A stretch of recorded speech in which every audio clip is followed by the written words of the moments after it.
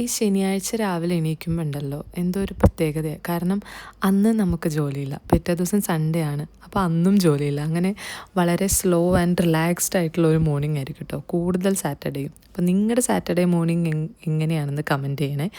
ഞാനിതേ രാവിലെ എൻ്റെ പ്രഭാത കർമ്മങ്ങളൊക്കെ കഴിഞ്ഞതിന് ശേഷം ജിമ്മിൽ പോകാൻ വേണ്ടി റെഡിയാവുകയാണ്.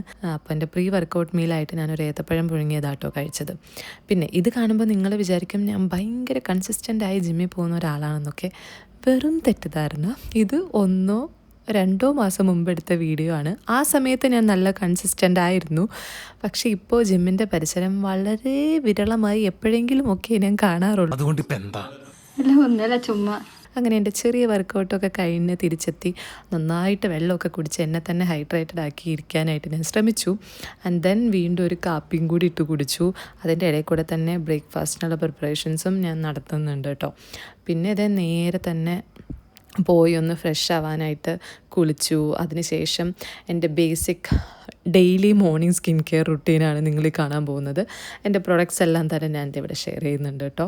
അതൊക്കെ കഴിഞ്ഞപ്പോഴേക്കും വിശപ്പ് നന്നായിട്ട് കൂടിയിട്ടുണ്ടായിരുന്നു. അപ്പോൾ അതേ വേഗം അടുക്കളയിൽ പോയി ഈസി ആയിട്ട് ഉണ്ടാക്കാൻ പറ്റുന്നത് ഉപ്മാവായിരുന്നു. അപ്പോൾ വേഗം ഉപ്മാവ് ഉണ്ടാക്കി ഒരു പഴം പുഴുങ്ങിയതിൻ്റെ പകുതിയും കൂടിയും കൂട്ടി ഞാനങ്ങ് കഴിക്കുകയാണ്. പിന്നെ സാറ്റർഡേ ആയതുകൊണ്ട് തന്നെ എന്തെങ്കിലുമൊക്കെ കണ്ട് വളരെ പതുക്കെയാണ് കേട്ടോ ഞാൻ ബ്രേക്ക്ഫാസ്റ്റ് കഴിക്കാറ്.